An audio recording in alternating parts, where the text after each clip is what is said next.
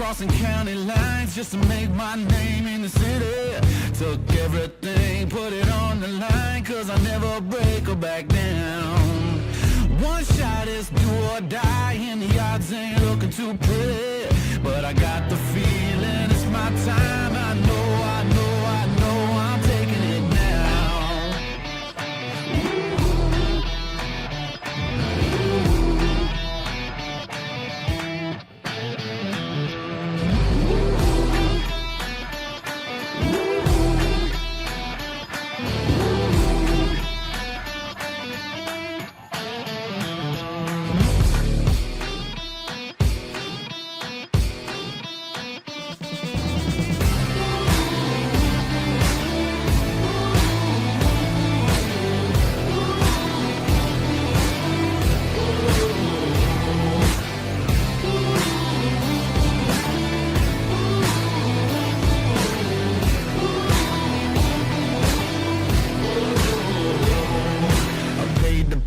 Blood, sweat, and tears, and I never looked for salvation. I worked for this for all these years, and I wouldn't break or back down. No. I fought through all my fears and all of my frustrations.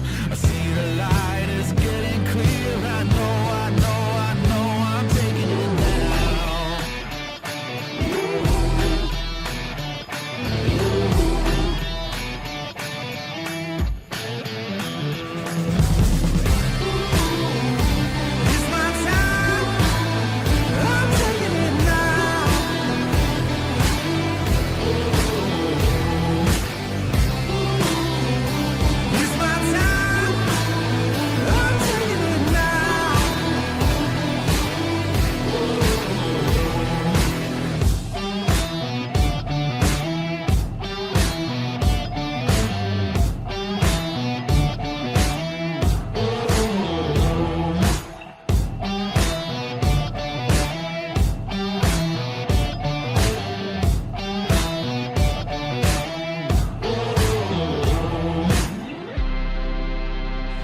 It's my time.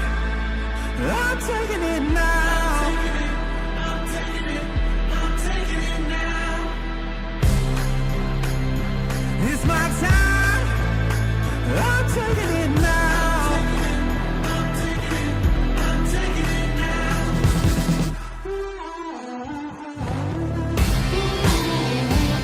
It's my time.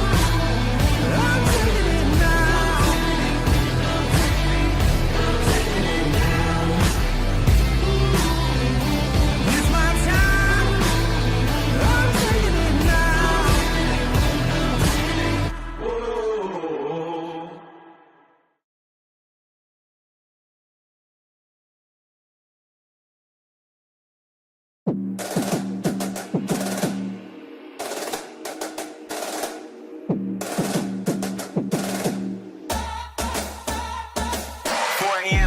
Ready, 10 toes down, trying to fill up stadiums, minimum sold out. Mind, body, and soul, got a heart full of gold. They can never hold me down, I keep my name on the low. How wild, my opponent been trying to chase for miles. The distance between looking like the West now. And my stamina adding up from setback, standing up. Look crazy, they see me and start pulling out their cameras. This is the eNASCAR College iRacing Series.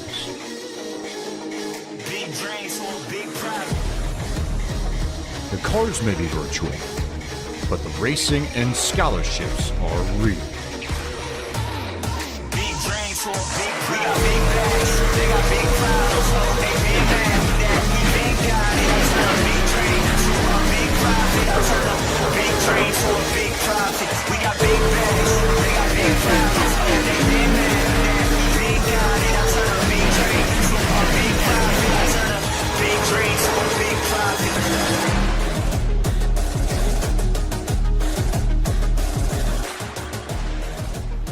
Good evening, race fans, and welcome to iRacing's coverage of the 7th race for the 2024-25 eNASCAR College iRacing Series, live from the virtual Iowa Speedway in Newton, Iowa.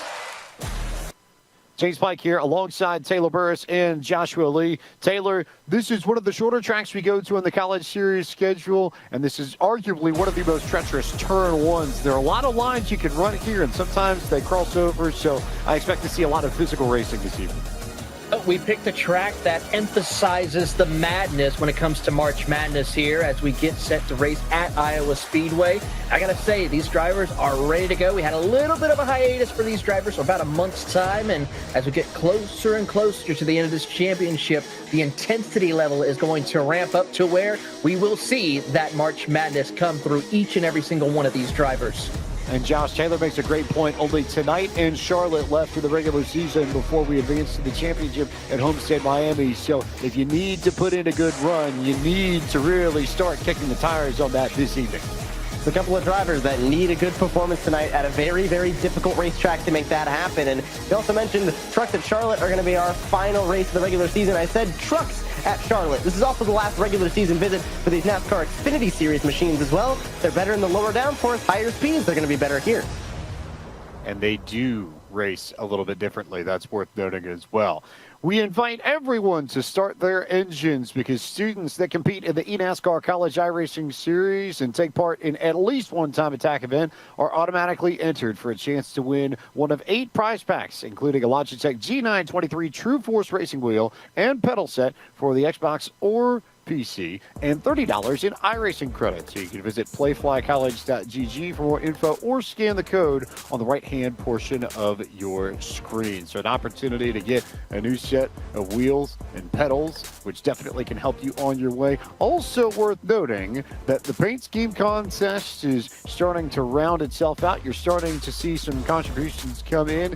If you take the template provided on the iRacing website and you submit it in the form, which you can find via the QR code on that screen before April 8th, and then post it on social media using the hashtag ECISDesignYourRides, and you may have an opportunity to win $500 in iRacing credits. That's the big prize going away, and it doesn't matter whether or not you've competed in the A split or B or C. If you competed in the College Series and you want the opportunity to submit the scheme, great way to make your car look just that little bit different, that little bit special.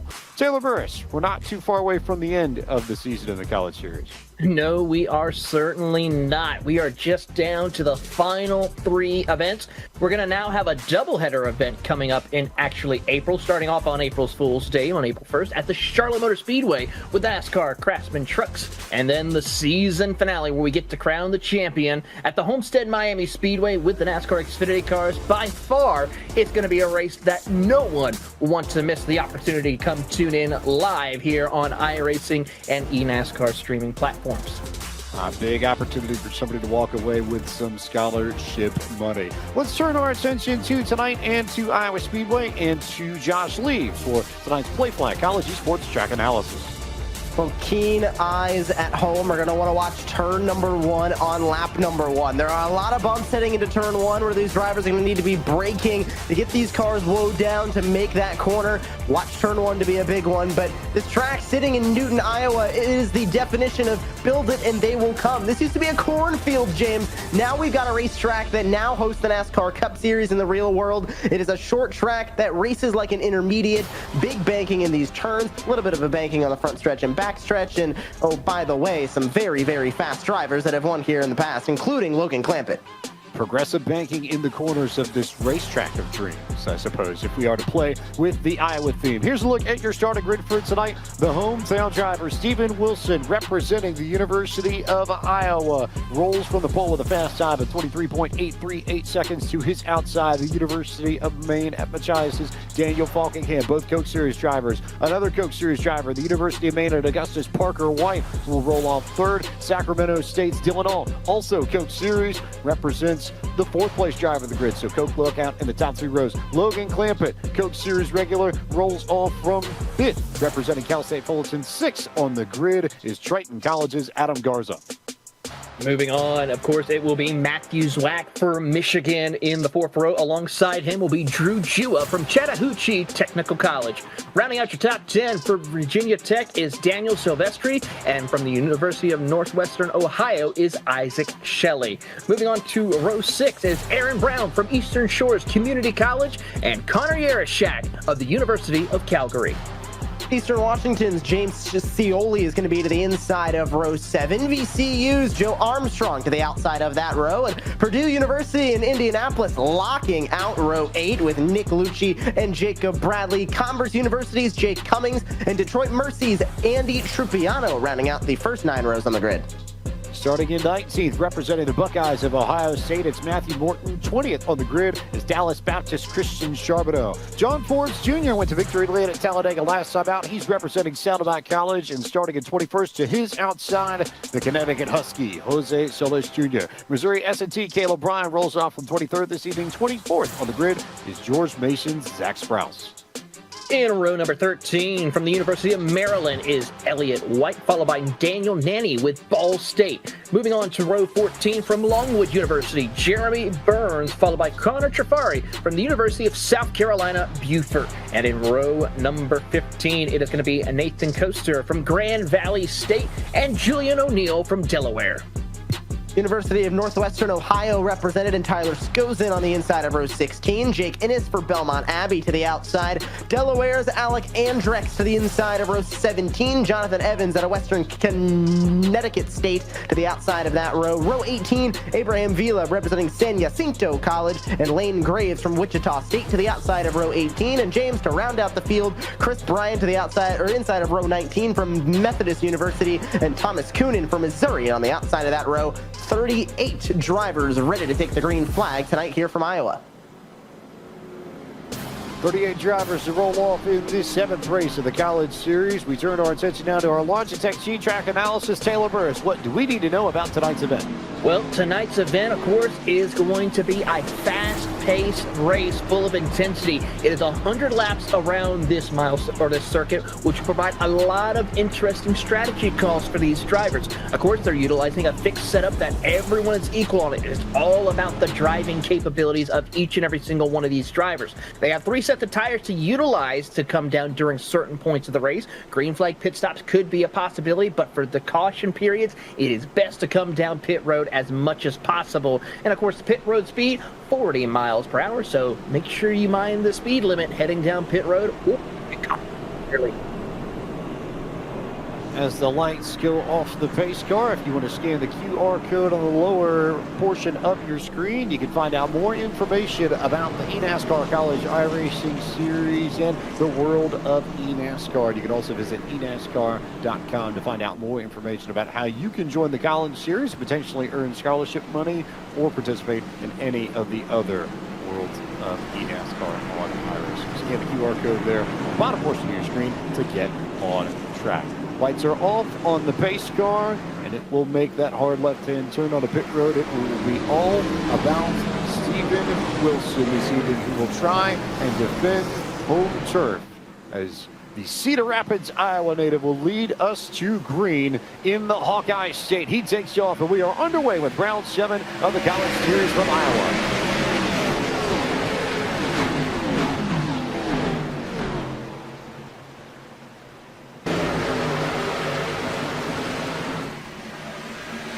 And a yellow flag before we even get to turn 2. Christian Charbonneau, one of the cars that has gone around off the exit of the corner, and a few more, it looks like, got caught up with him, Taylor.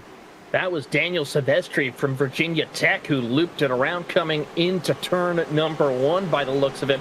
Really tough break right there for him and a couple of other drivers as they now regain. Thankfully, it's early on, but I have to say, for those tires on Daniel Silvestri, that is going to be a tough break for those tires, and they're going to be struggling for grip as we progress further into this race.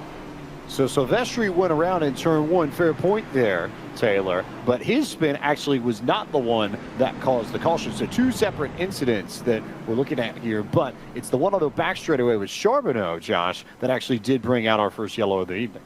And I'm honestly a little bit surprised the Silvestri spin did not bring out a yellow flag, but he was all the way down to the apron of turn number 1, so we did not see that yellow flag fly there. Replay now of what happened to bring out the yellow flag. And we mentioned turn one. There you see Silvestri spinning down towards the inside. And then it looks like 3 wide. Did not go exactly how Matthew Morton and Cummings up the road were looking for it. And Charbonneau actually got turned ahead of that group. And one almost wrecked, then met into a very, very obvious wreck there.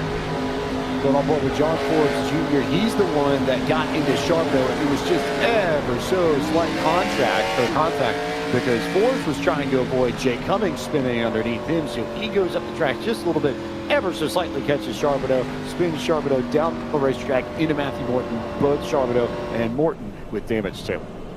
Absolutely a tough break for those drivers there. Can come down pit road and make some adjustments in order to continue on with their race as we are under the caution this early on. This could change a little bit of the strategy for how these drivers will want to come down pit road. Of course, with those drivers not having to utilize the tires this early, we'll see how it all plays out and make sure they cool them down and get themselves ready to go for the next restart. Well, Taylor, let's talk tires because it's a point that I wanted to build off of our Logitech G race analysis. That you've got a set of tires on now, and then 3 sets available in the pit. So 4 sets of tires available throughout the race. If you're splitting up the math, Josh, that means about 25 laps per set of tires if you are trying to run these out evenly. Now, with cautions and green flag runs, we don't necessarily know where the brakes in this race are going to fall, but if you're looking for a starting point so far as strategy goes, that's a good place to sort of count as square one. Conserving tires is honestly going to be pretty crucial in this race, James. I mean, we can hammer that in all night long, and I think we're going to keep hammering that in. But it mainly is important for when, not only when you hit pit road, but the amount of times that these drivers will hit pit road. Because Be Open a couple of months ago was 130 laps. This one, 100. They're going to look to try and cut it in half, or they're going to look to try and pit twice, 3 times. We're going to find out over the course of this race, but looking at some paints as well, James, is a very, very great looking paint on Nanny here from Ball State, and he's got 2 equally matched green and yellow cars in front of him, but 2 completely different colleges represented in Sprouse and Bryant.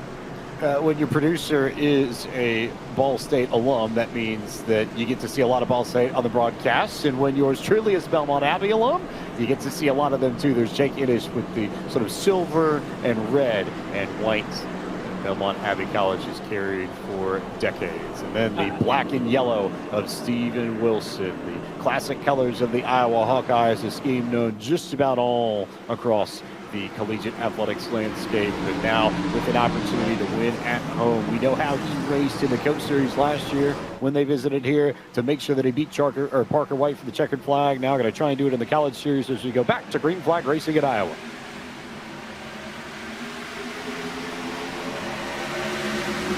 A good jump for Wilson out of the corner. White and Falkingham left to fight for second, and 3 wide a little bit further back as Joe Armstrong tries to go between Drew Jura and I believe one of the other cars there. Couldn't quite tell who that is, but that is Aaron Brown. Yeah, Armstrong doing a great job there as he tries to work his way through. And just as I say that, just gets stuck in the middle here. Has to bully his way through like we saw VCU had to do in order to get a chance to make it into the NCAA National Championship playoffs as they go up against BYU later on this week. But there you see Armstrong heading down to the bottom of the racetrack. And this is where Iowa is so unique. You will see drivers hug that yellow line in the middle of turn 3 and 4, but also go right up against the outside wall and hug the middle. The best place is trouble for one car. Daniel Nanny loops it around on the front straightaway. The Ball State driver, unfortunately, gets collected in an incident here as the caution comes out for the second time. So Nanny, part of caution number 2 contact with Forbes and Sprouse, brings out our second yellow of the evening as Nanny just kept going. Nice work from Abraham Villa and Jake Innish to not totally end up in huge trouble. That could have been a lot worse than it was, but Nanny, the primary reason for yellow flag number 2. I think the second yellow flag in a row, James, in a second wreck in a row where we've had drivers really take care of their stuff. We haven't seen a whole lot of damage on these Xfinity cars yet tonight, but we'll grab a second look at what happened. Nanny up top, Forbes and Sprouse underneath, and I think we're going to keep talking about this tonight, James, this track blends up off of turn 4, off of turn 2. You can see Sprouse just ran out of room, pushes Forbes up into Nanny.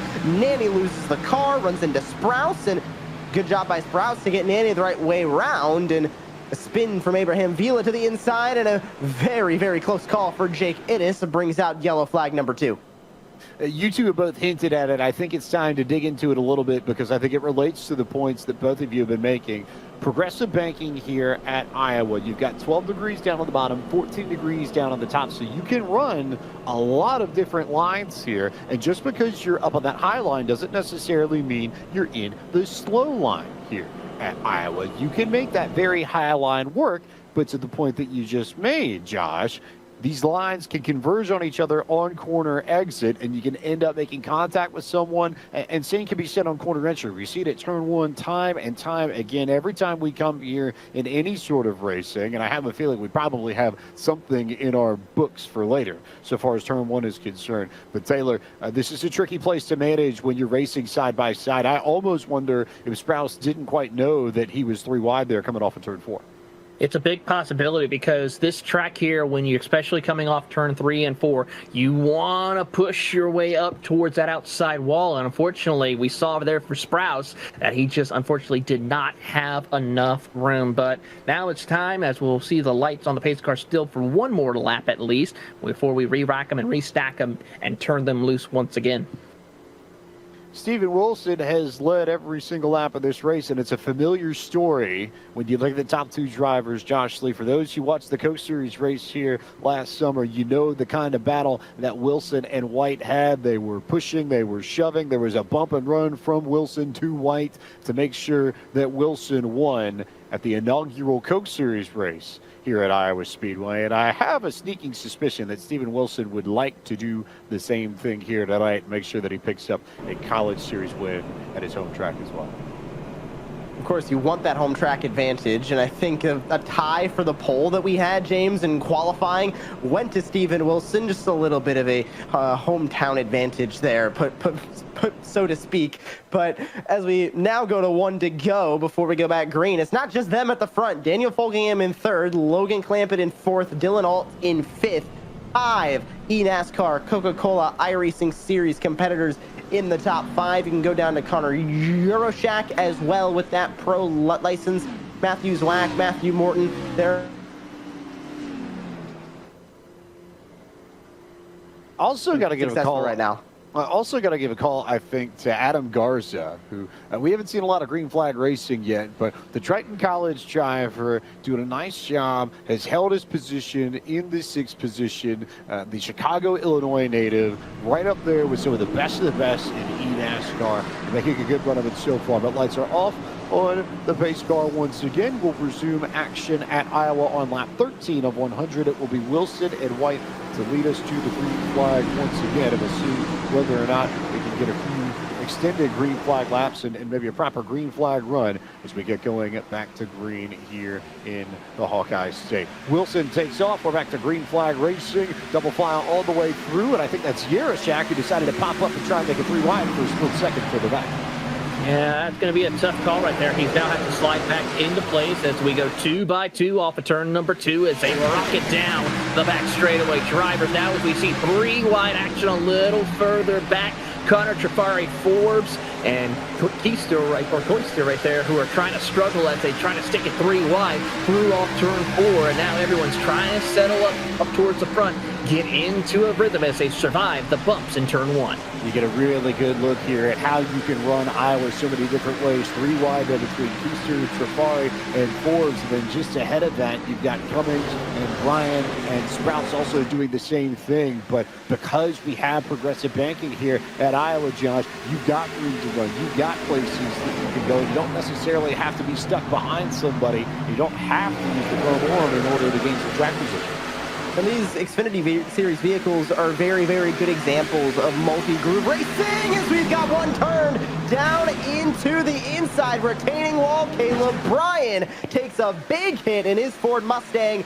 No yellow flag off the racing surface. We stay green, but a heavy hit to Caleb Bryan to the inside. There's the multi-groove racing again, James, that we've seen. Inside lane prominent, middle line not so much. Top line, we're starting to see a couple of drivers experiment with it. Nobody wanting to go all the way up to the outside wall just yet, and as I say that, Shelley and Solis Jr. take a little bit of a peek in turn 3 to see if it's a viable line. There's a simple answer as to why Brian went around. I don't think he had any clue, nor should he have had any clue, that they were 4 wide on the exit of turn 2. Jose Solis out of UConn was up high, and then it was the 2 Purdue University and Indianapolis drivers underneath Solis, and Brian was just the 4th person down to the bottom, the one that ends up losing out. So he'll need to be able to get back into things. As it stands, it's still Wilson and White as we get a good look at Logan Clampett, who is trying to pressure Daniel Falkenkamp for the 3rd position. Meanwhile, Matthews Wack looking to the inside of Drew Jewett to lock down the 7th spot. And Matthews Wack as we pick up Falkingham and Clampett. Clampett gets a good run down the back straightaway. He's trying to find his opening. He'll go to the top side, middle groove, try to build up some of that momentum on the outside lane to try to find the opening to get around Falkingham. Not going to work for him. He'll now dive it to the bottom, shows the nose side by side as they head into 1. The problem is it's so difficult as we watch them on screen.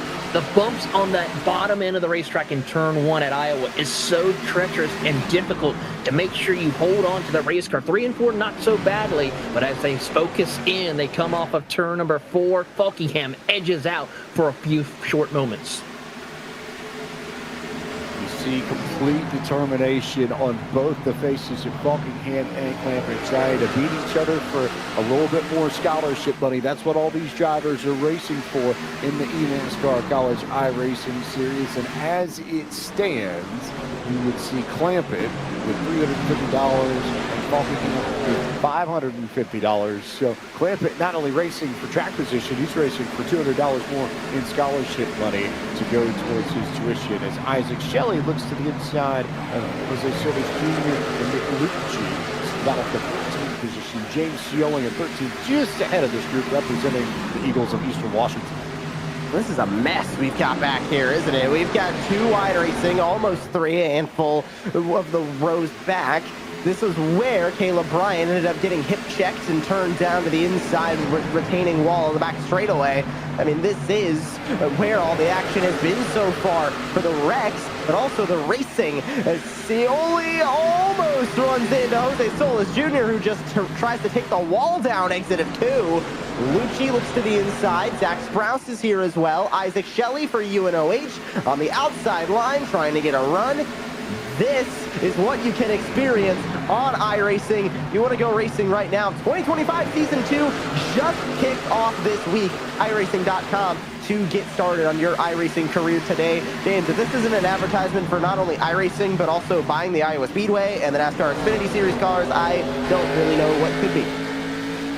Fair points there, and you've got new content that just arrived as part of the Season 2 build that dropped 1 week ago as we go on board with Connor Trafari representing the University of South Carolina at Buford. But we got the vehicles of the ARCA Menards Series properly updated for the first time in a long time, and now they match their current spec.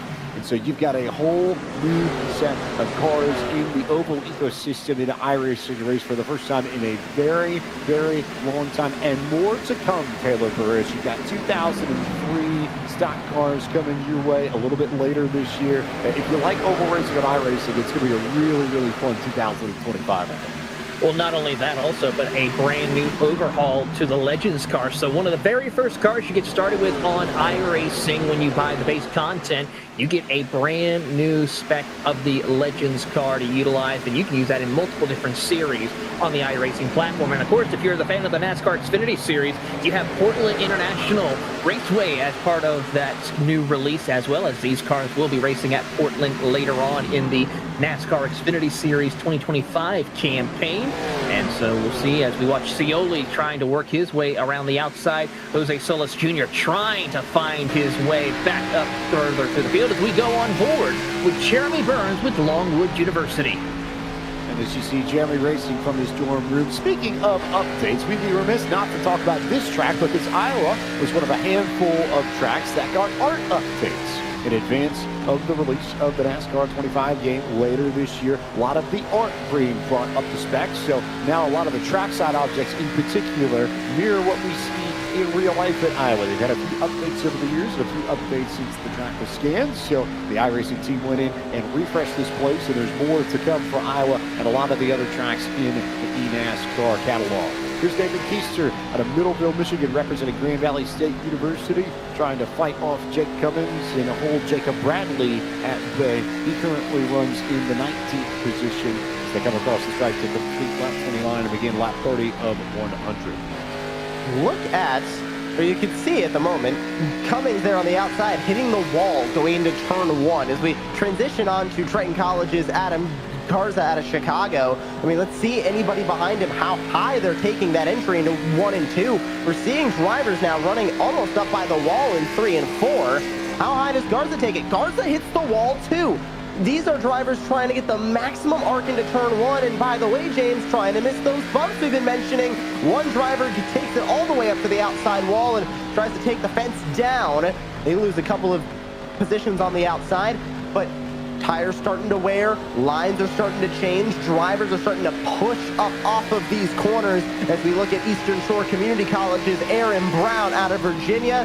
Into 1, right up against the wall, misses the bumps all the way on the inside, gets to the inside about halfway through the corner, gets back on the gas and tries to keep the momentum up off the corner, and oh, by the way, try not to lose the race car in the meantime.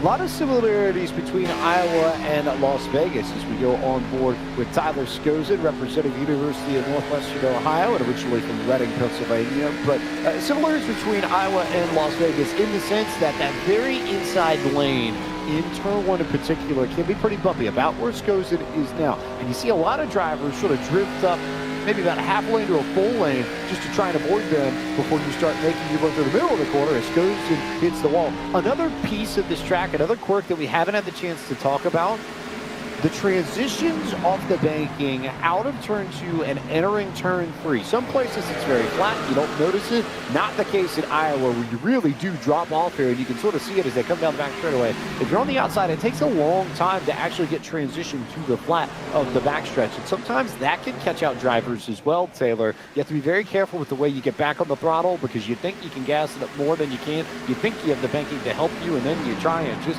get on it too quickly and you spin yourself out.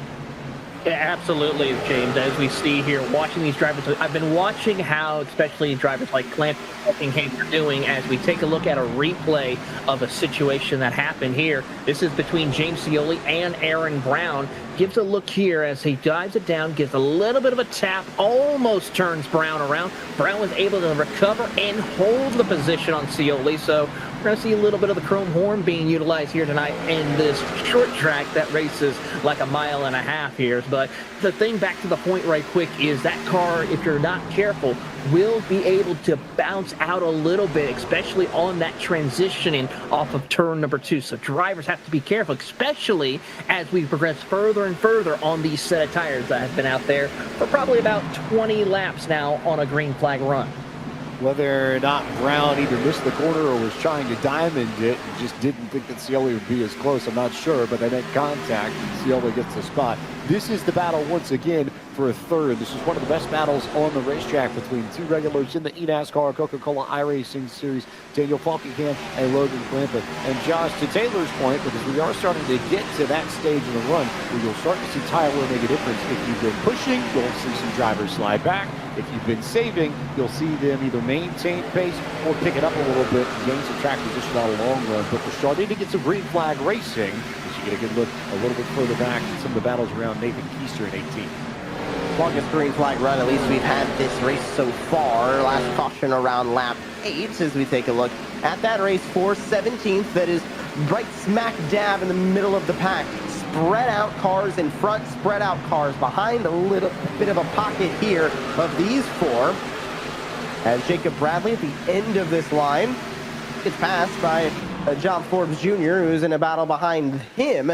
And battle for third place is on. Clampett just took this spot from Daniel Falkingham. And here comes Dylan Altz into the conversation as well. 3 distinctly different lines through 1 and 2. So Clampett did finally make the pass on Falkingham. That's one Clampett's been working on for about 10 to 15 laps, and now it's on Sacramento State's Dylan Alt to try and make the move. Alt thrives in this Xfinity car. I've seen a lot of him both in league races and in official races, and this Xfinity machine, Taylor, just suits his driving style so well. He's so proficient in this, and especially if it's the College Series or in the Contender Series in the past. Dylan Alt, always a front runner, just loves running these Class B vehicles of the NASCAR Xfinity Series, and you're seeing why here. Is just able to get a good drive underneath Falkingham and may well just pinch him out to get the spot, and does, so move Dylan Alt up to 4th. When it comes to racing these NASCAR Xfinity cars on iRacing, it's a mix of two different things. Unlike with the Cup car where it's a lot of aerodynamic dependency and a lot of just full throttle action, here with these Xfinity cars, it's a little bit more finesse you have to do. It's a lot mix of both aero and mechanical, where you have to be careful of how you control your race car around any of the circuits that are raced here on the iRacing platform with these cars. That's what makes this car a fan favorite in the oval community in iRacing, where you will obviously see a lot of people here. Here's an opportunity to see the bright blue, that chrome blue and yellow of Abraham Vila, representing San Jacinto College. The driver out of Pasadena, Texas, not California, Texas, to be clear. Currently running in the 33rd position. And gives us a good opportunity to remind you all about the eNASCAR College iRacing Series paint contest. $500 in iRacing credits and a swag bag from iRacing, all up for grabs. And it doesn't matter whether or not you compete in the broadcast split, or if you compete in either the B or the C. If you're competed in the College Series or are going to compete, get an opportunity to win that by submitting your paint scheme. If you follow the QR code shown on your screen, it'll take you to the link, and you can fill out the form, submit your paint scheme, and then tweet it or post it or do whatever with it on social media using the hashtag ECIS Design Your Ride. Following Playfly, iRacing, and eNASCAR, you'll have an opportunity to win the paint scheme competition and $500 in iRacing credits. So that'll be fun. Submit your schemes by April 8th. The winner will be announced at the end of the championship race broadcast from Homestead, Miami in the middle of April. Logan Clampett has started to drive away, and Dylan Alt has 2 from Daniel Falkingham. Falkingham beginning to slide back, and now we'll have to worry about both Adam Garza, who has maintained this top 10 run throughout. He is held very steady in the 6th position since we dropped the green flag. He's also the highest running driver that is not in the eNASCAR Coca-Cola iRacing Series. So a lot of credit to Adam Garza for the great run. Connor Yarashak there too, but they're all going to have to work it out. Falkingham, whose car just does not appear to be handling as well as some of the other ones around him. And look who is behind him as well. Connor Yarashak is caught up. Matthew Zwack is there as well, as here comes the move into turn 1, into the bumps. Does Garza keep the car under him? Yes, he does. Does Falkingham, I think, is the bigger question. He looked like he had to get out of the gas there for a second on the outside line. Keeps the momentum up back to 3.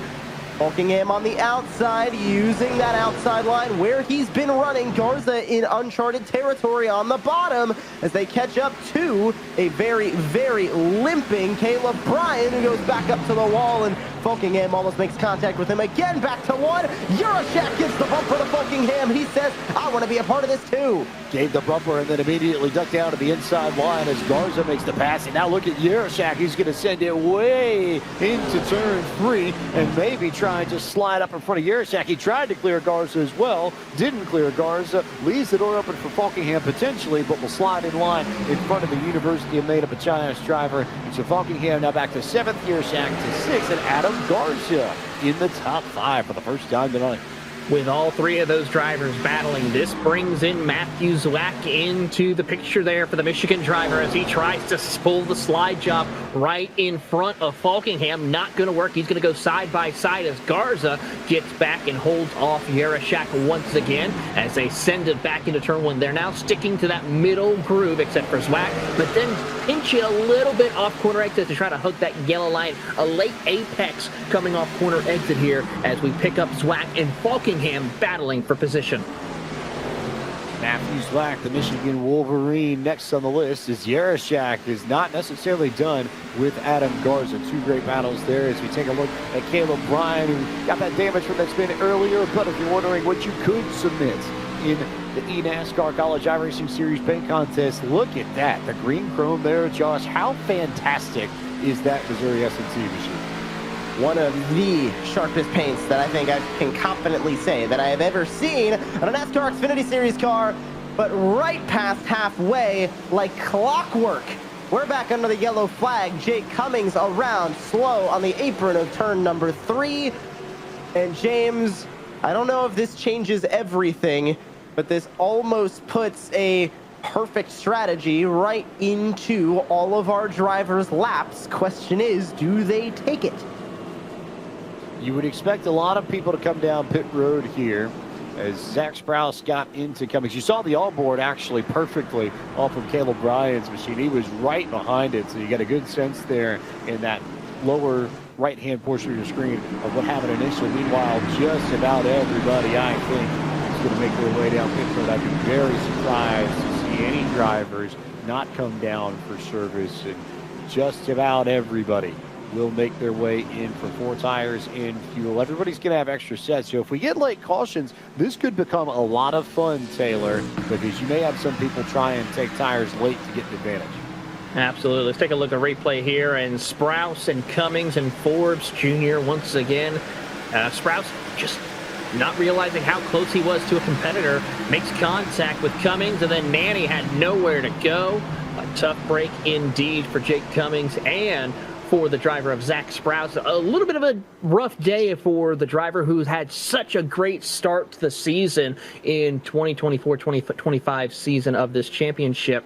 But for the racing driver, this is going to be, I mean, Josh, this is going to be interesting to see what he can do to recover, but he's got a lot of work to do, just like his team does for the NCAA Women's Championship as they go up against number 6 Florida State in their championship run.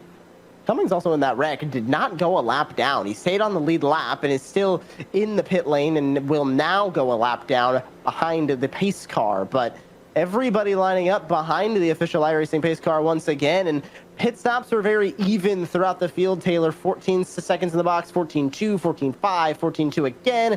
Everybody in the low 14s. Nobody making any major mistakes on pit road either. Our top 4 relatively the same. Wilson, Clampett, White, Alt in that order. Adam Garza now remains inside of the top 5 after those pit stops.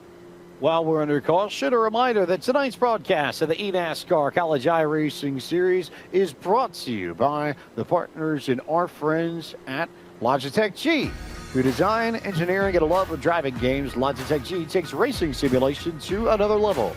Logitech G, the official wheel and pedals of the eNASCAR Coca-Cola iRacing Series. And by Playfly College Esports. It's a new name with the same amazing experience. Visit playflycollege.gg for collegiate esports competitions, merchandise, news, and more. Under the yellow flag, but getting set to restart on what will be lap 56 of 100 from Iowa Speedway in Newton, Iowa. James Pike, Taylor Burris, and Joshua Lee here to bring you all the action from round 7 of the 2024-25 eNASCAR College iRacing Series. Taylor, Stephen Wilson controlled the first half of this race. The question is whether or not anybody else in this field learned something to prevent him from doing the same thing in the second half of tonight's event. The only 2 drivers that I'm looking at that might have a shot is the drivers sitting in 2nd and 3rd. Parker White kept it clean and checked up with him as best he can, but Logan Clampett was slowly reeling the top 2 in, so keep an eye and see now that the 44 has a little bit of better track position, what he can do against Stephen Wilson at his home track. Lights off, pace car away from the field, down pit road. Wilson and Clampett your front row as Wilson gets a great jump, and it'll be clear by at least a car length, if not more, before they even hit this stripe. And that'll leave Clampett and White to fight for second as Matthew Zwack goes rim riding up the top side and trying to get some track position. Back up off of 2, side by side for second as Wilson looks to just put everybody behind him, look out the windshield and pull away. That's not what's going to happen. Here comes Parker White to the inside and Logan Clampett to the outside. It's an all eNASCAR Coke Series top 4 as they race back to 3 wide, 2 rows deep, middle of the pack. They are really going after it for the back there. Nathan Keister, Nick Lucci just about got into each other. Then they yet still get into each other. John Forbes Jr. winner last time out at Talladega. Daniel Manning, James Scioli just right in the middle of that. And there goes Lucci around. And Scioli gets collected. Innes with nowhere to go. Shelley involved as well for UNOH. Caution flag out with 43 laps to go. That was a ticking time bomb waiting to happen there as we saw it happen, the contact, and then, of course, the implosion of several drivers as, a little contact between White and Falkingham. 3 wide only works for so long, I think, at Iowa or any track that is shorter. This isn't necessarily an outright short track. It's a bit of an odd distance here at 7/8 of a mile, but one of those cases where you end up running into each other, you try and gain track position, and every once in a while you get incidents like this, Josh, where you just have lines converging, people's thoughts converging, and someone ends up in trouble. It was 3 wide. You can see Lucci in the middle. Look at Nathan Keister on the bottom. He hip checks Lucci. It's like Lucci almost has ice blocks on his tires. I mean, it just went right up the racetrack into Shelley. And unfortunately for your alma mater there, James, Jake Innes taken out of this race after a very, very hard hit. But we look on board off of one of the Ohio State University machines. Up the middle, does he escape? Yes, he does. Barely, and sees the rest of the drivers getting caught up in that. Julian O'Neill also caught up in that. I'm counting about 5 total vehicles off of that with damage, maybe 6. It looks like the other White, the Elliott White variety, not Parker White, also ending up with a little bit of a damage off of that as well. Might have cracked Testudo's shell there a little bit for the University of Maryland driver, but no question that Innes and Lucci got the worst of that. Lucci with heavy suspension damage. That car was crabbing all the way around the racetrack under yellow before he got the opportunity to bring it down pit road. Innes with heavy, heavy front end damage, and I have to believe some engine damage as well. So that will put a literal and figurative dent in their evenings. While we have a moment under the yellow flag, reminds you that students who compete in the eNASCAR College iRacing Series and take part in at least one time attack event are automatically entered for a chance to win one of 8 prize packs, including a Logitech G923 True Force racing wheel and pedal set for the Xbox or PC, and $30 in iRacing credits. You can visit playflycollege.gg for more information. And if you're trying to get started on the sim, there are few wheels better to serve you, I think, especially if you just want to plug it in and go and start racing. Taylor, that 923 True Force has been a staple of the community for a long, long time. It certainly has, James. I mean, Logitech itself is a staple when it comes to any form of sim racing, and especially here in iRacing, using it for multiple different styles of racing. And as a matter of fact, I still use my Logitech G27 that I've had. I need to upgrade to that one as well in here in the future. G29 for yours truly since 2017, and it has served me very well. Got a lot of ARCA action last week. Ran a lot of ARCA when I could, and wish I'd done a little bit better in the NASCAR iRacing series on Sunday. But that was certainly not the wheels' fault, Josh. That was just the driver not being great at his job. I can also say I've been running a lot of those brand new ARCA Menards series cars. I mean, those things are just so fun. High downforce Gen 6 racing. I mean, sign me up immediately, especially at the restrictor plates. I don't know about you, James. I took them to Daytona and to Talladega. Insane pack racing, runs everywhere, 3 wide, 4 wide at some points. Those things are fun, much like these Xfinity Series cars that are about to be let loose right past halfway here at Iowa. Well, that's the ARCA series in real life and play tracks, is it not? You see a lot of crazy action and a lot of fun when they go visit Daytona and Talladega. I got to run Las Vegas, had a lot of fun with that as well. And Steven Wilson gets us going one more time. 40 laps to go here at Iowa. Big moves now starting to come in the middle of the pack as these drivers start to realize that if they want a shot at the top 10 and some scholarship money, track position beginning to be paramount as Wilson leads the charge down the back, and you can see just how congested it is in mid-pack here. it is a hornet's nest back here. Aaron Brown currently holds that final top 10 position to get in for the money as they work their way across. 38 laps to go as Dylan Holt tries to take them 3 wide for that second position. Big move there for Alt on the high line, but he couldn't make it stick, so that'll leave Clampett and White to fight for the second spot. Clampett takes it. White goes back to third. Alt will look to the inside. Garza is there too. And I wonder if that yellow about 10, 15 laps ago may have been a huge break for Daniel Falkingham, whose car was fading in that opening run. But Josh Lee, that might have been the reset he needed to gather himself back up and maybe get some track position looking to the inside of Dylan Alt. It's brand new shoes on everybody in this field right now that we're still using. These drivers are still on very fresh rubber, and you can see everybody's trying to make the best of it. A lot of drivers looking to the outside line to try and power their way around a couple of cars to the inside.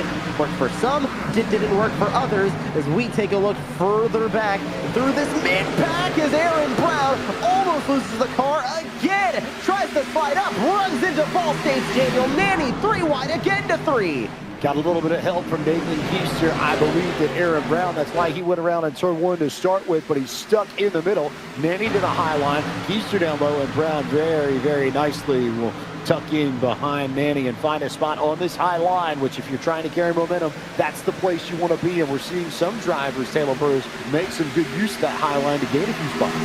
They certainly are, as Aaron Brown is trying to figure some things out here with that car. That car is wicked loose coming off corner exit here as the drivers now continue to go 3 wide. There you are on board with Virginia Commonwealth University's very own Joe Armstrong as they look to make their run of the NCAA championship here in the top 64 as he works his way, trying to slide his way in a very tight hole on the outside lane. He's got Evans in front of him at the moment. Can't really get the ball rolling for him just quite yet, but he's looking for that opportunity to see if he can keep the momentum going on the outside lane.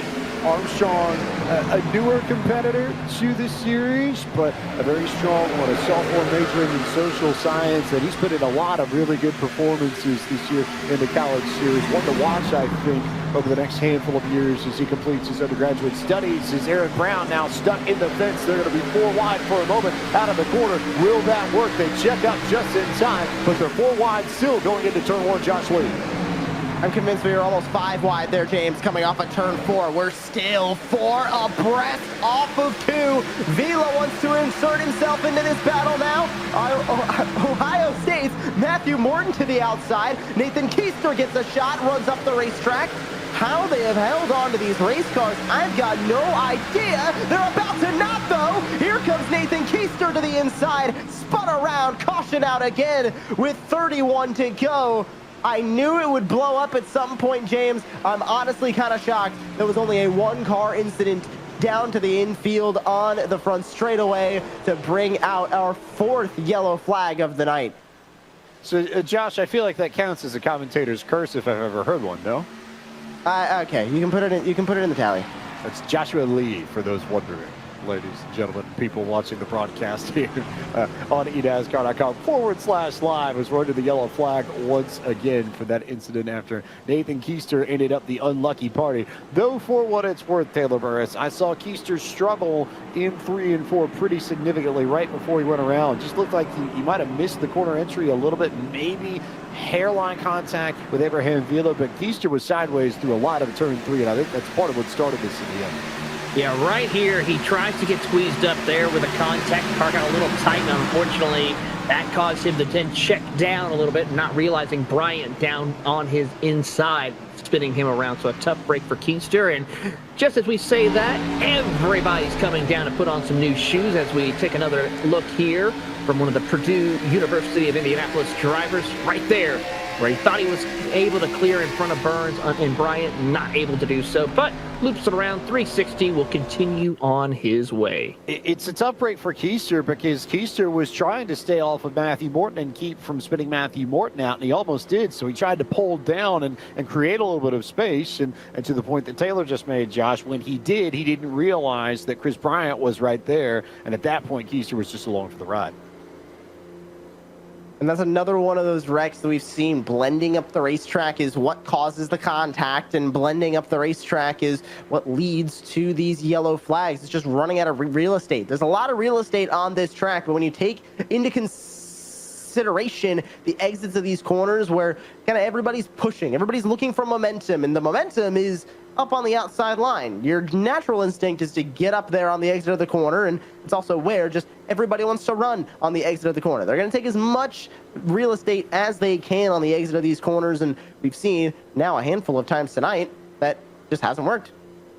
Here's a look at the schedule for the College Series and where we've been. Started off back in the fall at Daytona, then went to Lucas Oil, Indianapolis Raceway Park, Kansas, and Michigan to round out the fall semester. Spring semester started on the road course at Watkins Glen. John Forbes Jr. won a thriller at Talladega. Tonight we're in Iowa. Charlotte beckons on April Fool's Day, and the championship race featuring the top 25 drivers in the standings coming your way April 15th at Homestead, Miami. But gentlemen, we have strategy for really the first time all night. We've got two different schools of thought to work with. So for those watching wherever you may be, make note of the following drivers: Parker White, Daniel Falkenham, Connor Yarashak, Matthew Zwack, Jose Solis Jr., Daniel Nanny, Jonathan Evans, John Forbes Jr., Jacob Bradley, Chris Bryant, Zach Sprouse, Jeremy Burns, and James Scioli. All of them with pit stop times under 10 seconds. That means they took 2 tires. Everybody else in that 14-second bracket, they took 4. So Taylor Burris, it's now going to be about can Steven Wilson make this charge back up to the front in the last 25 laps to get this away from everybody else. He's got the freshest tires, but he no longer has the track position. And watching that charge, I think is going to be very entertaining for us and for all you watching. Yeah, it certainly is. And for one driver, Daniel Silvestri, a 20-minute pit stop, so a really tough break for him. But one of the things we got to keep in mind, if we keep it green from here to the end, Wilson and Clampett may have a shot. If we keep stopping and starting with green flag, yellow flag runs, then this could possibly play into Parker White and Daniel Falkingham's favor and those others who pit with 2 tires. It's a roll of the dice, but sometimes that's the kind of risk you have to take in order to give yourself a shot in any form of victory and the scholarship money that comes with it. Botch restart there a little bit further back. Everybody had to get out of the way. Couldn't tell who missed the shift a little bit, but it brings them 4, maybe 5 wide in the middle of turn 1, and that was a big help for Steven Wilson. That's the last thing anybody who took 2 tires needed to see. That was Jose Solis Jr. that I wonder missed a shift maybe on the inside. Either way, he's lost a ton of time. Now down to P9, Steven Wilson outside of 3 wide. Clampett loose underneath him. He's going to turn Daniel Nanny in front of the field, and they blow up again on the front straightaway. Caution's out with 25 to go. And there's now going to be a lot more cars on 20-minute pit stops because we almost just had half the field get taken out. A lot missed it, but a lot didn't. Clampett amazingly somehow maintained a decent amount of track position, and I honestly am not certain how, given how much he had to check up. He was heavy on the brakes to try and not completely turn Daniel Nanny around, so he just stopped on it, and just about everybody else did, save for, and I couldn't quite tell who it was, somebody got into Zach Sprouse. That may, I think, have been Chris Bryant, as Sprouse picks up some damage trying to stay off of John Forbes Jr., but accordion effect at play there down the front stretch, Taylor. Take a look at this here as we watch Clampett. He gets a good run on the bottom of the racetrack. Nanny, one of those drivers who had 2 tires. And Clampett just gets a little loose, comes up, but unfortunately collects Nanny and several others. Alt gets damaged. Brian, Sprouse and company also significant damage to their machines. So Clampett just getting a little bit loose, had to gather it back up underneath Nanny and runs into him. And that, again, we've talked about how careful you have to be rolling back into the throttle on corner exit here in Iowa, Josh. And I think that's a classic case. Clampett just trying to gas it up a little bit sooner than he needed to, and he ends up in trouble and loses a few spots in the process as well. James, remember earlier when we were looking at Clampett's face cam, watching him in a battle at the front of this field, and he almost looked scared. Like, he almost looked like he was nervous wheeling that car around Iowa Speedway. I'm wondering if that's because he has been feeling free since the start of this race, and including in that battle, I saw him chasing that car a lot. I'm wondering if it's been a bit of a journey with his car having a ton of oversteer the entire night, and just now led to him making contact with Daniel Nanny for Ball State and wrecking onto the rest of the field on the front straightaway. Drew Adamson, our producer, not too happy with Logan Clampett right now, but California State University of Fullerton's Clampett is still up at the front of this field, still P7. Doesn't look like a ton of damage to that car, but how's it handling now? And is he going to be even more nervous to wheel it around cars? If there's one thing working in Clampett's favor, he also took 4 tires along with Steven Wilson and Dylan Alt. So he has the rubber to try and get back up through this group. The problem is, again, track position. So much at a premium here, especially in these final few laps. And so if you're Clampett, you're really going to have to dig on this restart, especially when you consider that Wilson got about the best break that he possibly could have asked for. Tons of chaos on the inside line, so he jumped high and managed to pick up a few spots that he's already back in the top 5 as we approach 20 laps to go.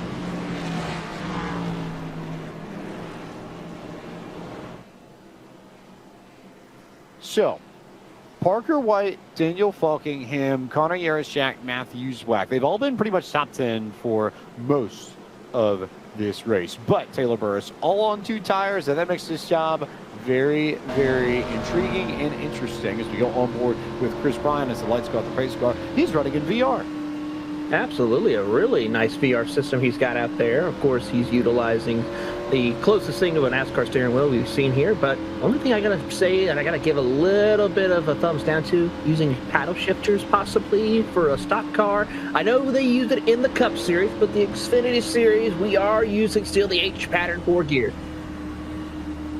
And this is roughly what Chris Bryant sees within his own VR headset. You got the ability to turn and look and see where you need to be. That's part of the beauty of running VR, but as it stands, that's where he sits.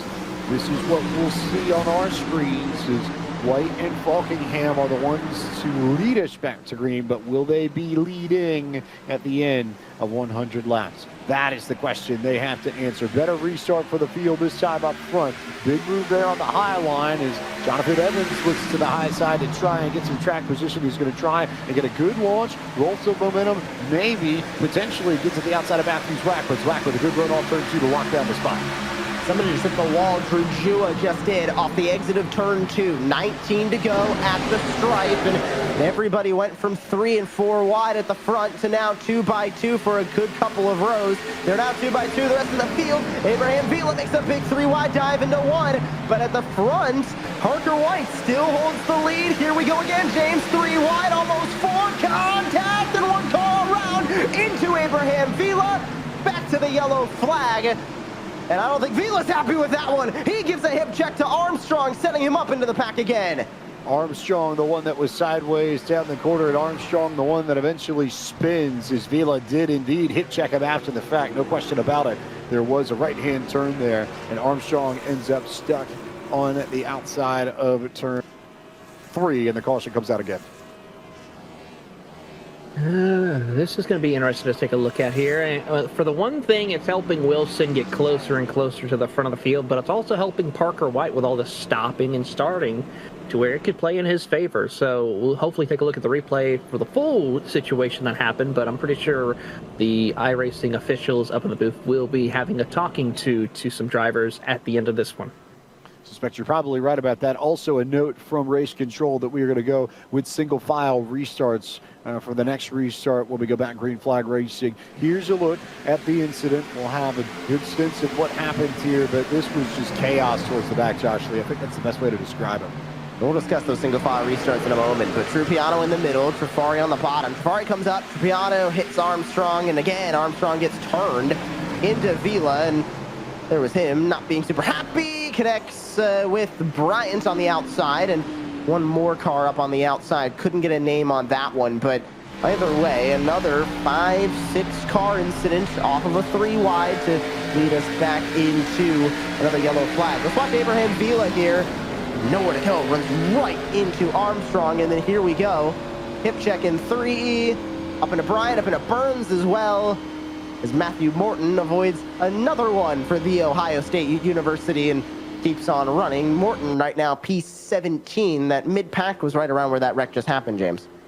Sometimes there's some incidental contact, and sometimes you can tell when drivers make conscious decisions to go in a certain direction. And no doubt about it that Vila turned back up into Joe Armstrong to send him back up the racetrack, as that brings out the big mess in turn 3 to wrap up that caution. Meanwhile, if you are ready for more short track racing, more D-oval racing, as a matter of fact, you only have to wait 1 week, because round 4 of the eNASCAR Coca-Cola iRacing Series comes to you from Richmond Raceway next Tuesday, March 25th, 8 p.m. Eastern, 7:30 pre-race. And as always, you can catch it all on eNASCAR.com/live, as the drivers will have the opportunity to go heat racing for the first time in 2025, utilizing the new format that was introduced to the Coke Series for short tracks last year. I thought it made for a pretty entertaining race at Richmond, Taylor, and I expect we'll probably see more of the same here when we get to Richmond next Tuesday night.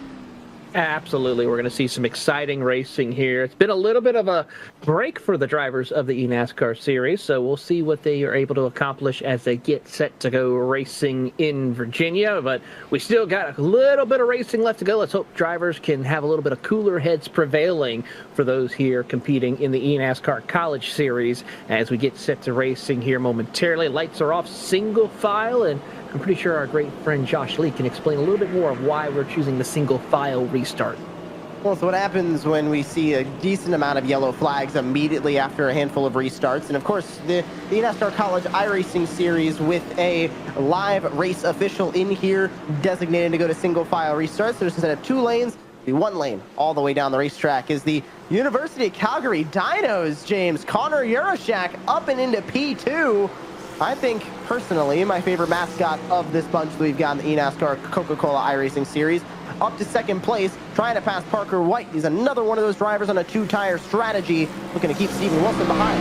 And worth noting that Burr is descended from dinosaurs and evolved from them. So when we consider Yarashak's Dinos and Wilson's Hawkeye, is that maybe a case of student meet master? We'll see as we go back to racing here at Iowa. 15 laps to go, single file racing all the way around. Clampett with the first look to the inside of Matthews Wack, but all eyes on Cedar Rapids, Iowa's Steven Wilson, who is going to be tasked with trying to run down both Yarashak and Parker White to win this College Series race.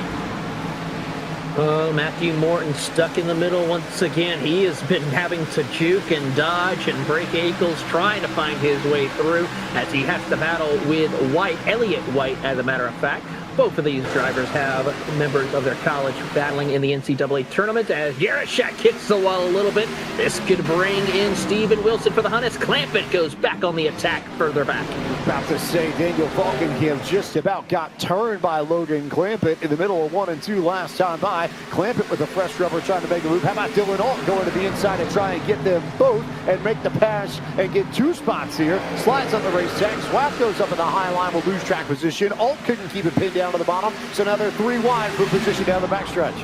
Clampett on the bottom again. Falkingham not trying to give him much room. All to the outside as Matthews Wack lost a ton of spots in that Michigan-colored Toyota Supra. Now back in it. Now 3 wide again as Alt goes back to the bottom. All of this battling for P4 and slowing each of them down as Steven Wilson tries to catch up to Yarashak and White in front of him. Back to 3. Alt still on the inside with everybody trying to gang up on the outside. It's worked for Logan Clampett, almost worked for Daniel Falkingham, but as the University of Maine at Machias driver, a little bit angry behind the wheel right now as he goes back to turn 1. I would say after the contact with Clampett, I understand Falkingham's viewpoint for sure. Feels like he got moved out of the way. Now it's having to fight off all ends whack from the high line, which is a little bit more difficult if you're not running on fresh tires. So Falkingham continues to slide down the order. Meanwhile, looking at lap times for the leaders last time by 29, 25, 45. 4/100ths of a second in it. Yarashak and Wilson were faster than White by a hair, but not necessarily enough. We're running out of time. 9 laps to go for either the Canadian or the Iowan to pass the Mainer to get the win. It's going to be tough to see here as now Yarashek goes up a little bit of a lane. This opens the door for Steven Wilson. He'll slide back into line now as he tries to find the opening he needs to get back up at the front of the field. The former eNASCAR Series champion and one of the front runners in the eNASCAR Contenders and Qualifying Series in 2024. Battle it out once again. Wilson to the bottom of the racetrack tries to send it in deep here, and the hometown crowd goes wild here as we watch them now. A little bit of contact almost comes into play. Wilson slides back into third. And that only will slow them up more. Amazingly, they all ran just about the same lap times. If Wilson can get clear of Yarashek, he may have a shot at Parker White, but he's got to find a way around the University of Calgary driver. But Andy Trupiano brings out the yellow flag, and this will make things very, very different at the end of this race. Caution on lap 94, coming to lap 95, and now we'll have a restart to potentially settle this, or maybe not settle this. Josh Lee. And I'm wondering if we'll stay a single file restart or go back to double. Looks like race officials have set it back to double file. So this is going to be another double file restart for what I don't think is going to make it all the way to overtime. It's going to be close. There's not going to be a whole lot of laps left on the lap counter. Don't believe we're going to enter into eNASCAR overtime just yet. But the wreck that brought this yellow flag out, Andy Trupiano, was the one that formally went around. It looks like Andrex was in the middle and ended up getting a little bit of contact with Trupiano, who was on top of him. And we'll grab another look of that in just a moment. But 5 laps remaining now on the lap counter. If it doesn't get to overtime, it's going to be pretty darn close. Let's take another look at this one, James. To the outside was Trupiano. Already hit the wall. Tried to go to the middle line. Andrex was there. Trupiano turned, and that's about it. I mean, not only all she wrote, that was the entire incident to bring out that yellow flag. 2 cars making contact, 1 car into the wall, yellow flag out, and another restart and another opportunity for Cedar Rapids, Iowa to get the win tonight. Trupiano with heavy right front damage. Maybe more importantly, though, Taylor Burris, our restarts are going back to double file for whatever we end up with in the rest of this race. So Steven Wilson will be directly behind Parker White for our next restart, which will come within 5 laps of the finish. This is going to be chaotic. This is going to be exciting to watch here. Who can survive? It's going to be able to just see. Wilson has the fresher tires. Clampett also has those fresher tires. But it seems like with those drivers battling it out, though, it may have balanced it out to where everyone's kind of now back on the even toe here for these drivers to get themselves ready to go for this final, hopefully final, dash to the finish. Remember the battle that Parker White and Steven Wilson had at Iowa in the Coke Series last June. White had the lead for a good chunk of that race. Wilson made the bump and run late to steal it from Parker White. You know White would love to get a little bit of revenge. Connor Yarashek, if either one of White or Wilson slip up, could take advantage by rolling the high lane and potentially taking this race from everybody. And Logan Clampett is there on that high lane too. He'll be starting outside Steven Wilson. He could have the opportunity to rebound, and he has fresh rubber and should be the first car on the outside restarting. That took 4 tires 25 laps ago when they all came down pit roads. So lots of strategy pieces to keep track of. And if you want more information on the paint contest, if you scan the QR code that just popped up on your screen, you can sign up and submit your paint, potentially win 500 iRacing credits, or $500 in iRacing credits rather, and a swag bag courtesy of iRacing. So lights are off. It will be a natural green-white checker. We have not hit overtime yet, but we'll restart with 2 laps to go. White, Yarashek, your front row. Wilson, Clampett the second. Alt and Falkingham the third. Zwack, Evans, Solis, and Garza your top 10 for this restart. Call to Adam Garza, who's been fabulous all night evening, and Jose Solis Jr., Matthew Zwack, Jonathan Evans holding it down for the drivers that are not Coke Series regulars, but have run very, very well. Credit to them. 27 spots gained for Jonathan Evans. A great, great run for Evans, who used a little strategy to get up there, but he's up there nonetheless late in the going. potentially the final restart here at Iowa. Parker White will get back on the gas pedal, leading them to green. He clears the air shack. How deep does Steven Wilson drive it into turn one? Taylor Burris.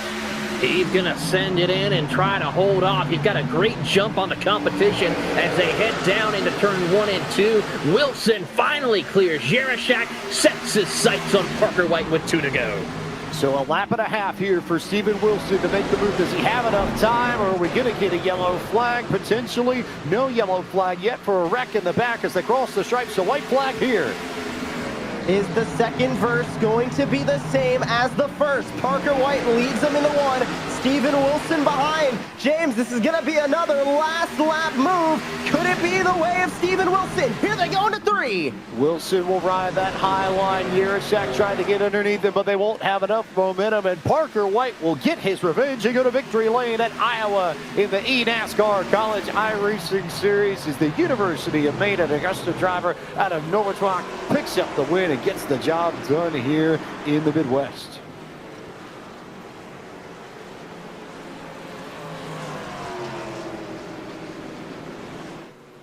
Parker White hangs on with a 2-tire strategy call that pays off in the end. He figured we were going to have yellow flags. We had just enough for him to maintain the track position, and Parker White goes to victory lane at Iowa and picks up a win in the eNASCAR College iRacing Series for the 3rd time in the 2024-25 season.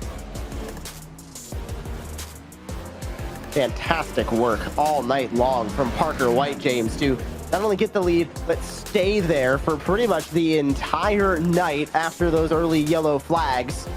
And he's burning it down, rightfully so, on that Legends Oval to the infield of Iowa Speedway. A little bit different from most of the Legends Ovals. That actually a 5th mile Legends Oval as opposed to the quarter mile that you see at Atlanta and Charlotte and places elsewhere. White, Wilson, Yarashak, your top 3. Yarashak with a fabulous run representing the province of Alberta. That may be the highest run ever for a Canadian driver in the College Series. Dylan Alt finishes 4th representing Sacramento State. Cal State Fullerton's Logan Clampett was 5th. Michigan's Matthews Wax 6th. And Daniel Falkingham was able to get 7th for the University of Maine at Machias. The Northeast well represented there in the back half of the top 10. UConn's Jose Solis Jr. in 8th. Western Connecticut State's Jonathan Evans in 9th. And Chattahoochee Technical College's Drew Jewett rounding out the top 10. Moving on into P11, we'll see Adam Garza, who had such a good run, unfortunately could not close the deal, followed by Nathan Keister right there with the Grand Valley University, and then, of course, Aaron Brown with the Eastern Shores Community College, Eastern Washington, James Cioli, Alex Anders in the top 15, Jake Cummins, Maryland's Elliott White, Ball State's Daniel Nanny with Zach Sprouse with George Mason University, and the University of Northwestern Ohio's Isaac Shelley rounds out the top 20. Chris Bryant in 21st, John Forbes Jr. 22nd, Thomas Coonan in 23rd, Tyler Skokeson for University of Northwestern Ohio in P24, Julian O'Neill rounding out the top 25, The Ohio State University and Matthew Morton in 26th, Jeremy Burns 27th. We've mentioned Abraham Vila and San Jacinto College. He ends up P28 after all is said and done. Andy Trupiano and Jacob Bradley for Purdue University in Indianapolis, running out the top 30. Belmont Abbey's Jake Innes was 31st. 32nd was the Wichita State Shocker of Lane Graves. UCSB's Connor Trifari finishes 33rd for the University of South Carolina at Buford. Missouri S&T's Caleb Bryan 34th. Purdue University in Indianapolis had 2 drivers in tonight's field. Nick Lucci finishes 35th for them. Joe Armstrong was 36th for Virginia Commonwealth University. Daniel Silvestri representing the Hokies of Virginia Tech was 37th. And Kristen Charbonneau representing the Patriots of Dallas Baptist University finishes 38th in tonight's 38-car field for the eNASCAR College iRacing Series at Iowa. A big moment for Parker White. Taylor Burris is caught up with the Mainer, who goes to victory lane for the 3rd time in this season of the College Series. Well, here with Parker White. Parker, the last time you were at Iowa, it was a little bit more chaotic. You had a face-off against Steven Wilson, but of course you got your revenge here to be able to take it home for a victory in the College Series. How does it feel to be probably one of the strongest drivers at Iowa, Steven Wilson, here tonight? Yeah, it feels pretty good. It was on a 2-tire call, so I think Steven was definitely the quickest overall. He started to pull away from us quite a bit on that green run that we had, so I think he was definitely the fastest. But I think we went about 20 laps, and then we all pitted again, and there was no way I was going to take 4, and because I knew a lot of people were going to go for 2 tires, especially with how tight the car naturally built over the long run. So decided to just take 2 tires, not put any fuel in it, and that ended up being the right call because I was still pretty loose when I took those 2 tires. My left sides were both still 99%, so I knew it was definitely the right call as soon as I saw that, and I knew we were just going to keep wrecking there at the end, so it was just go full push, just don't overstep the limit and hit the wall or anything, and just be mistake-free. That's really all it was. You mentioned the tires being at around 99% on the tire info sheet that you were looking at. How is a good way to save those left side tires and not overuse them compared to what we see, of course, utilizing those right fronts and right side tires? There isn't as much as you can do to save the left sides as you can for the rights, but it's really just smooth inputs on the throttle and brake, smooth inputs on the wheel. Just back up the corner, make sure you hit the bottom of the track or whatever lane you're going to run. Just don't slide. That's really it. All right. Well, Parker, congratulations once again, as we will be seeing you next week as you head off to Richmond for the next round of the eNASCAR Coca-Cola iRacing Series. Thank you. And now we are joined by Connor Yarashak here, who joins us, and he is with Joshua Lee. Well, Connor, a P3 finish for you tonight. You were also on that 2-tire strategy that, of course, we saw our winner, Parker White, end up with. Were those cautions helping you out there towards the end of the race? Were you expecting more yellow flags? Was that led into the 2-tire strategy? Yeah. When that yellow came out with about 30 to go, I definitely knew there was going to be quite a few yellows coming to the finish. I didn't have a good Q run at all, so I was mired in traffic for lots of the race, and I finally, right before that 30 to go yellow, got up into the top 5, and then that yellow came out, and I was like, oh man, I don't want to be back in traffic, so I just ended up taking 2, which I think was a really good call, because even with those yellows, it helped me cool off my right rear, and we definitely had good pace there at the end. Not only the only Canadian in the field tonight, but you're also representing your University of Calgary and your Dinos, which I am now on record in saying was my favorite mascot in the field tonight. What does it mean to represent them? Not only, I don't want to put it on the line and say representing your country as well, but the only Canadian representing University of Calgary and the Dinos. What does this series and this now podium finish mean to you? I mean, it's definitely nice. Obviously, I wish I could have got the win, but I mean, the college series is such a nice series for us students to get some scholarship money, race against some really good competition. It's definitely nice to be able to come out here and compete, especially like during the Coke schedule when it's a few-week break, to have something to focus on. It's definitely nice. Connor Yarashak ends up on the podium. P3 finish for the University of Calgary Dinos at the end of the Iowa Speedway. And now transitioning over to second place finisher, but first place finisher on the 4-tire strategy. Taylor Burris here with Stephen Wilson. Well, Stephen, we are here with you. I mean, I feel like if you just had an extra lap or 2, you could have had that win, but unfortunately, the 2-tire strategy came out on top. Walk us through, though, was there anything really you could have done, or did you just run out of time?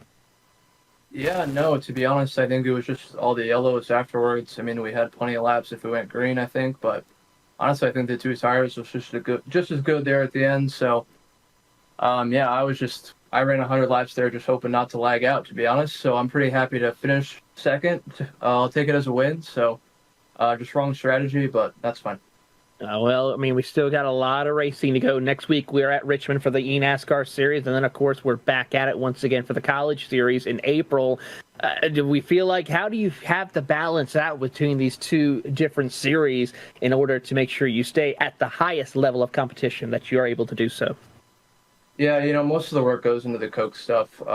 It takes a lot more prep to be quick over there. You have 40 guys who are within a 10th probably every week. So, except for the road courses, but yeah, but we're going to Richmond next, so we've done some preparation there. We're thinking we're pretty good, so that's where most of the work happens, and then this series is mostly just day of, just join in, putting a couple laps in, and you can get up to speed pretty quick. Well, that is Stephen Wilson coming home in second place here. Good run for the hometown native, and James, I got to say, this was an amazing race from start to finish. a lot of fun to see Iowa put on a show, and that leaves us with one race left in the regular season. And by the time we get done with our next event at Charlotte Motor Speedway, featuring the vehicles of the NASCAR Craftsman Truck Series, we will know the 25 drivers competing for the 24-25 eNASCAR College iRacing Series title. The time attack opens today, March 18th. It'll run until March 27th, and the race will be Tuesday, April 1st, 8 p.m. eNASCAR.com/live to tune in to see who makes the top 25 and who will be racing for the College Series Championship later on in the month at Homestead, Miami, at a really, really fun racetrack. Charlotte's really, really entertaining. Before we get to more College Series action, though, it's the eNASCAR Coca-Cola iRacing Series back in action next week, Tuesday, March 25th, 8 p.m. Eastern start time for that. Round 4 of the 2025 campaign sees the series head to Richmond Raceway in the Commonwealth with heat racing. A lot of fun, a very entertaining racetrack, and a place that will bring a lot of chaos, a lot of confusion, and a lot of good reasons to tune in to eNASCAR.com/live. 7:30 pre-race start for that show as well. For all of our partners at eNASCAR, A-Star League, and our friends at Logitech G and Playfly, and for our director, Drew Adamson, and the production team at iRacing to help make this show possible, and also for my colleagues in the booth, Taylor Burris and Joshua Lee, I am James White. Thank you so much for watching our broadcast of the eNASCAR College iRacing Series from Iowa. We will see you on April Fool's Day from Charlotte Motor Speedway.